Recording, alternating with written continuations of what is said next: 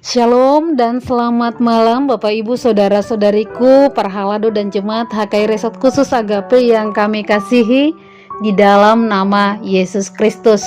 Doa kami semoga kita dalam keadaan sehat dan sukacita. Sebelum kita mendengarkan nats kebenaran firman Tuhan, kita berdoa. Damai sejahtera Allah yang melampaui segala akal dan pikiran kamu sekalian di dalam Kristus Yesus Tuhan dan Juru Selamat kita. Amin.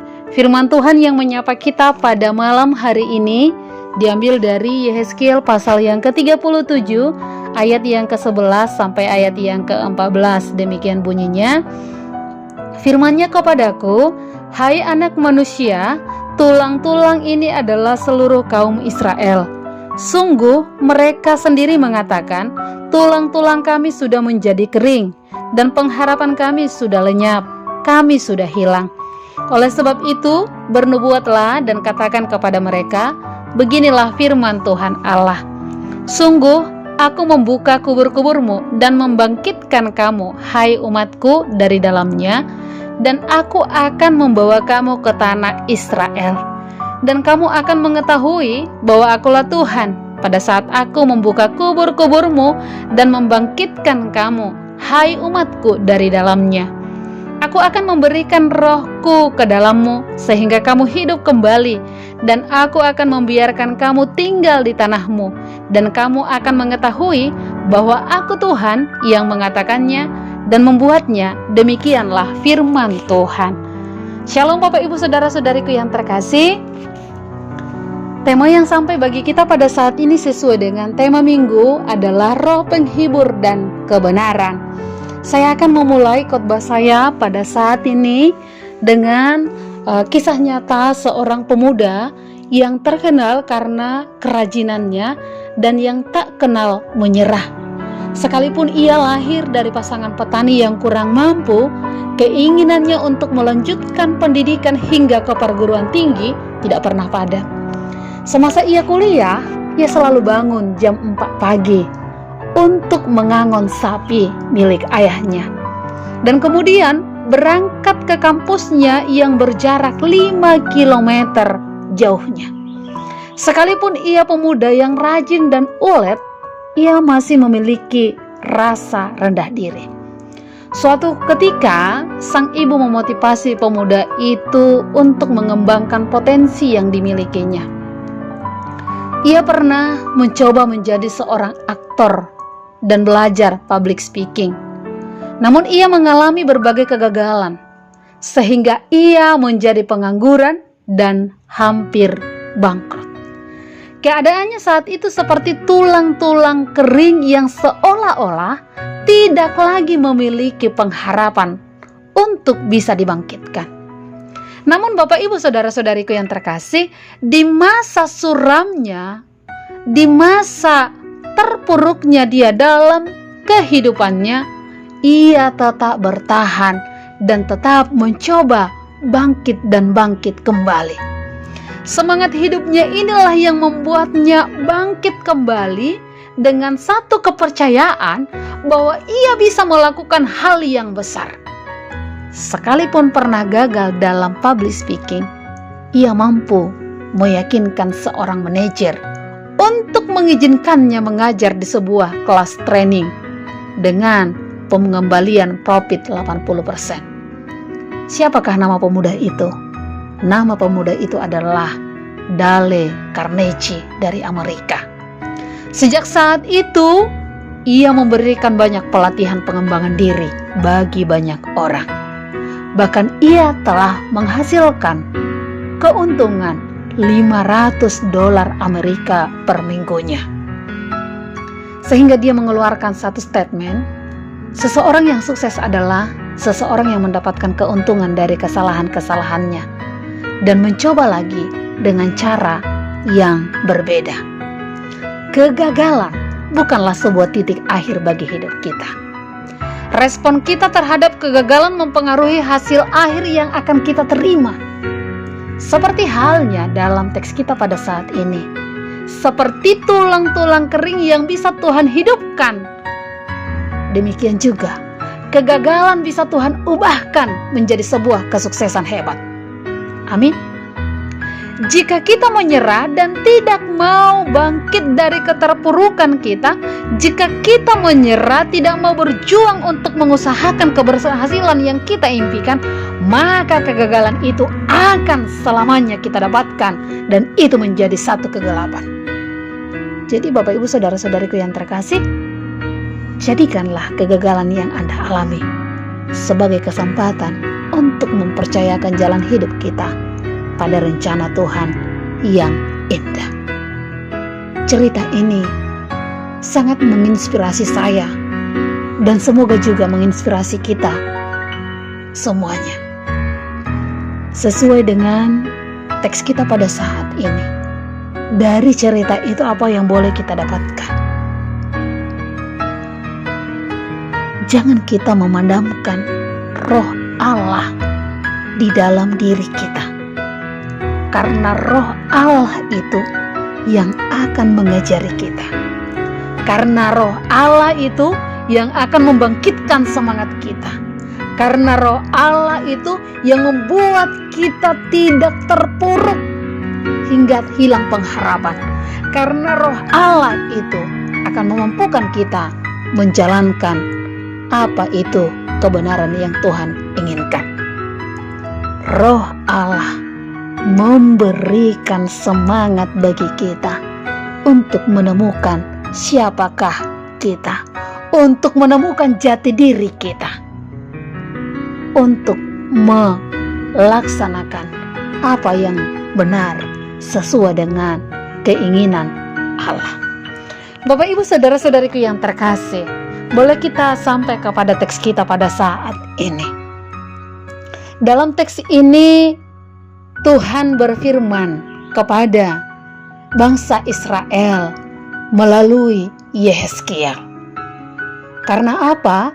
Karena bangsa Israel telah diibaratkan seperti tulang-tulang kering. Kalau sudah tulang-tulang pasti tidak berfungsi toh. Gak ada gunanya toh, selain daripada dibuang.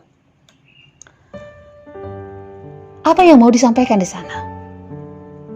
Molo holi-holi biasana holi-holi naung masak danga dombe fungsina, danga dombe gunana.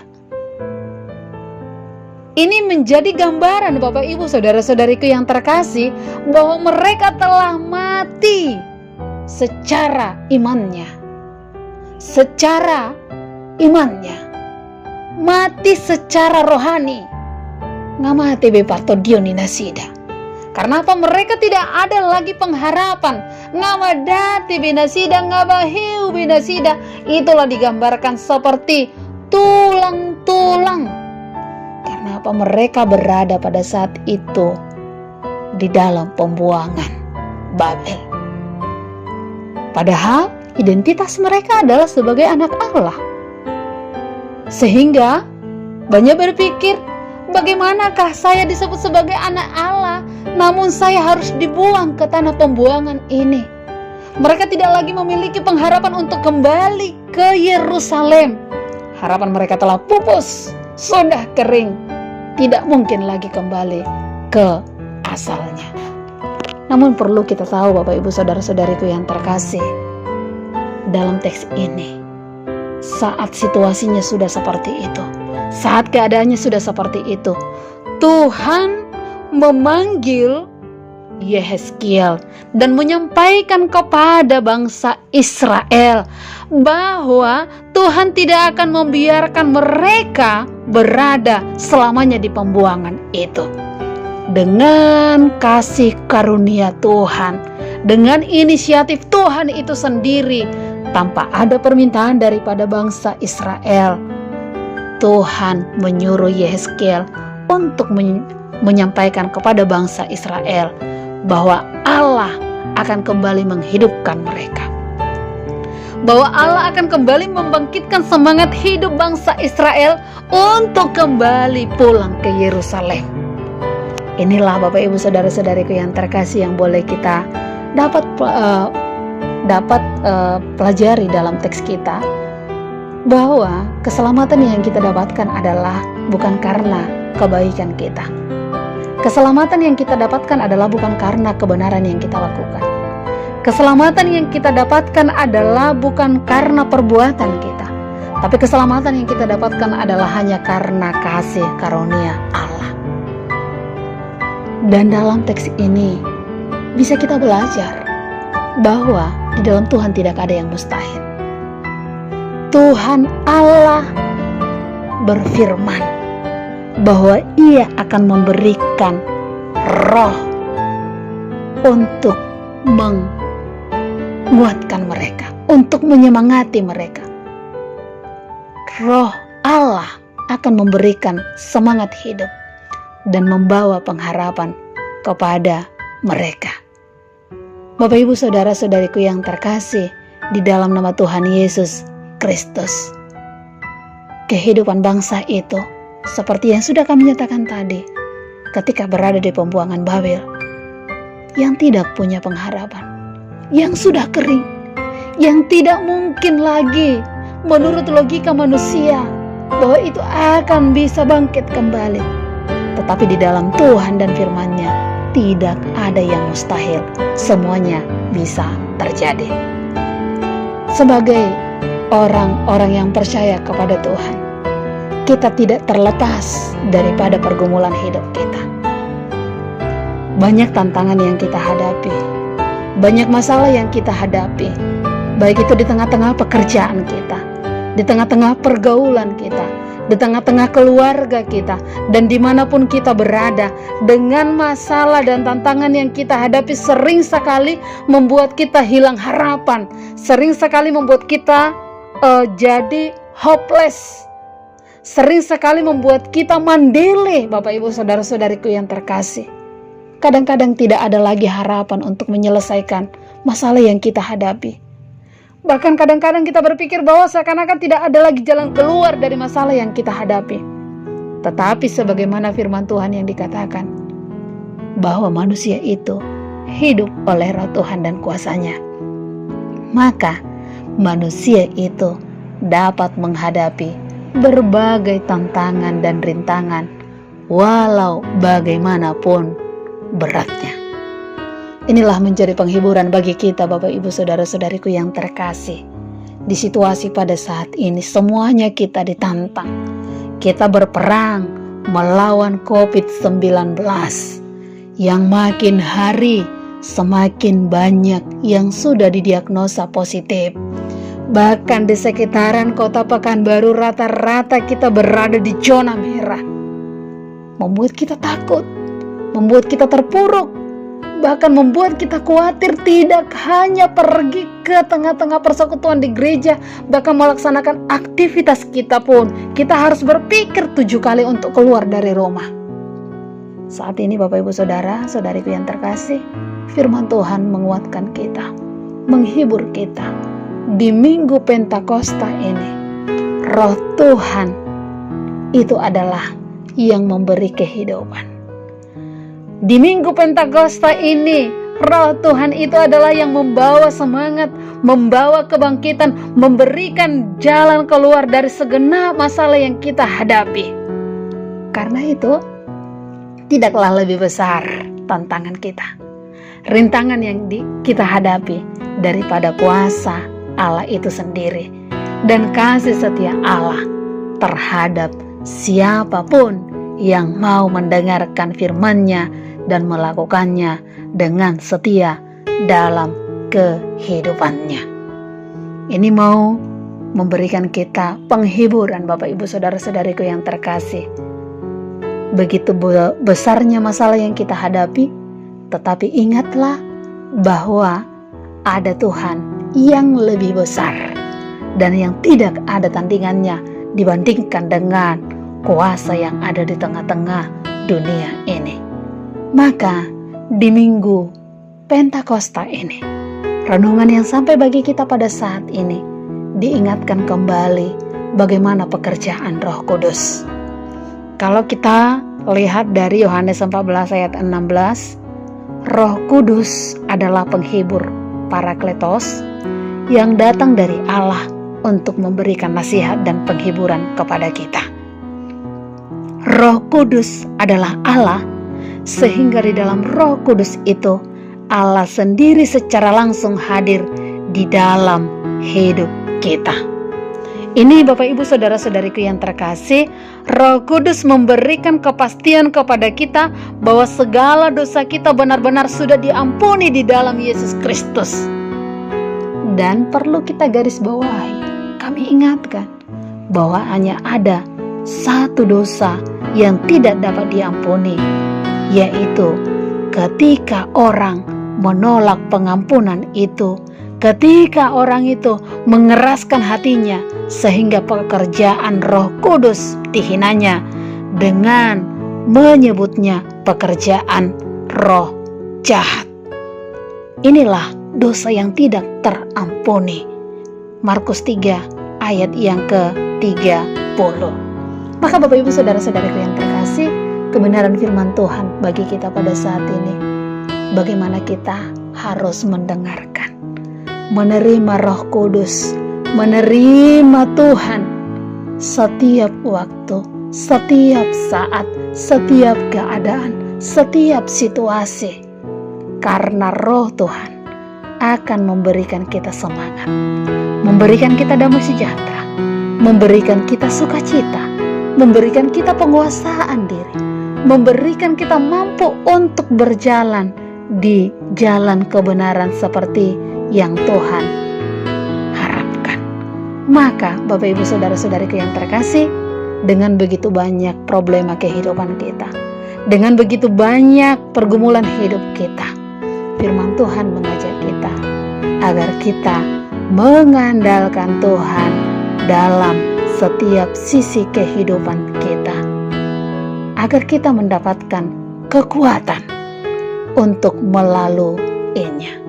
Maka pada saat ini, melalui kebenaran firman Tuhan memesankan kepada kita, berpesan kepada kita, sekalipun kita pada saat ini mungkin yang diperhadapkan dengan pergumulan demi pergumulan, yang menurut kita tidak ada lagi jalan keluar, jangan sampai kita lupa bahwa ada Tuhan yang luar biasa, yang bagi Dia tidak ada yang mustahil.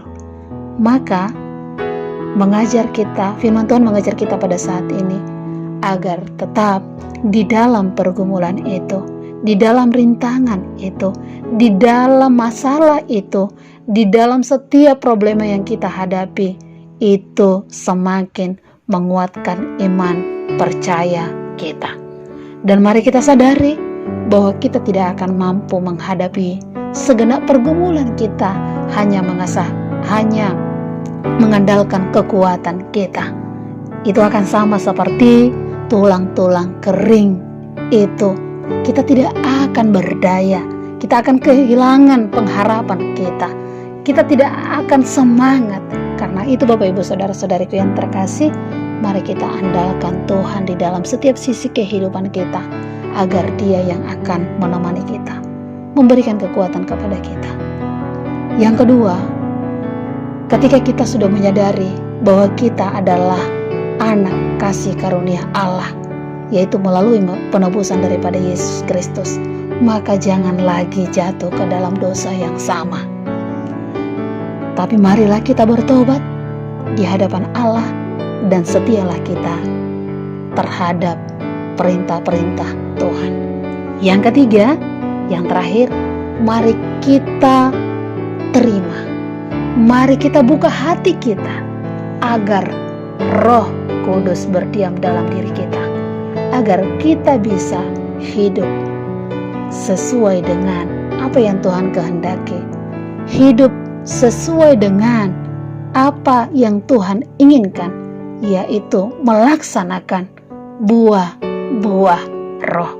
Ada kasih, ada sukacita, ada damai sejahtera, ada penguasaan diri, dan lain sebagainya, dan lain sebagainya. Semoga kebenaran firman Tuhan menguatkan, menghibur, bahkan memampukan kita berjalan di dalam kebenaran Tuhan. Amin. Terima kasih ya Bapa yang di sorga. Pada saat ini karena Engkau sudah menyapa kami melewat kebenaran firman Tuhan yang mengingatkan kami agar kami mengandalkan Tuhan dalam setiap sisi kehidupan kami, sekalipun kami harus melalui begitu banyak rintangan, godaan, tantangan, masalah, pergumulan kami, tetapi itu hendaknya bisa silih berganti untuk menguatkan iman percaya kami, agar kami juga mau menerima, membiarkan Roh Kudus ada dalam hati kami untuk menuntun kami melaksanakan kebenaran yang sesuai dengan kehendak Tuhan. Segala rencana kami ya Allah, segala keluh kesah kami, bahkan segala apa yang sudah kami harapkan dalam hidup kami secara khusus, setiap harapan, setiap doa, setiap kerinduan daripada jemaat Tuhan yang tidak bersama dengan kami, Tuhan akan mendengarkan itu dan menjawab itu indah pada waktunya Tuhan. Ketika ada yang sakit pada saat ini, mari Engkau sembuhkan. Ketika ada yang berduka, mari Engkau hibur. Ketika ada pada saat ini yang sedang bergumul, ya Allah, untuk menantikan kehadiran seorang anak, mari Engkau yang menjawab itu di indah pada waktunya Tuhan. Kami berpasrah sempurna Bapa di dalam kehidupan kami, ketika banyak hal yang di luar jangkauan kami bisa terjadi, namun kami percaya dari setiap masalah kami, pergumulan kami, ada jalan keluar yang akan Tuhan sediakan bagi kami. Ada Roh Kudus yang akan selalu menghibur kami, menuntun, mengajari kami, bahkan menguatkan kami, sehingga apapun yang akan kami lakukan itu kami lakukan di dalam takut akan Tuhan. Terima kasih ya Tuhan, kami berdoa dan mengucap syukur, jadilah kehendak-Mu. Amin.